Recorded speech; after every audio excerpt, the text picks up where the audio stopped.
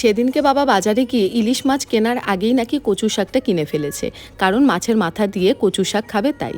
তো আমার মা খুব সুন্দর কচু শাক বানায়, তো সেই রেসিপিটাই তোমাদের সঙ্গে আজকে শেয়ার করব। তো কচু শাক ধুয়ে কেটে সেদ্ধ বসিয়ে দিয়েছে নুন দিয়ে, আর এদিকে মাছের মাথায় নুন হলুদ মাখিয়ে সর্ষের তেল গরম করে মাছের মাথাগুলোকে ভেজে নিয়েছে।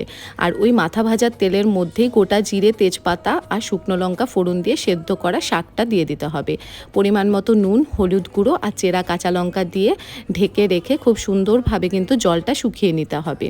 আর বাঙালি দেখবে ইলিশ মাছ যখনই বাড়িতে আসবে হয় কচু শাক নয় পুঁই শাক, যে কোনো এই দুটোর মধ্যে একটা হবেই হবে। তোমরা কে কোনটা খেতে পছন্দ করো অবশ্যই জানিও। আবার লাউ ঘন্টও খেতে ভালো লাগে, কিন্তু লাউ ঘন্টটা খুব বেশি একটা হয় না, কচু শাকটাই আমরা খাই। তো দেখো কচু শাকের জল শুকিয়ে যাওয়ার পর ভাজা মাছের মাথাগুলো দিয়ে 1 চামচ জিরের গুঁড়ো আর 1 চামচ চিনি দিয়েছি, একটু মিষ্টি মিষ্টি হলে শাকটা ভালো হয় খেতে। ব্যাস রেডি হয়ে গেল।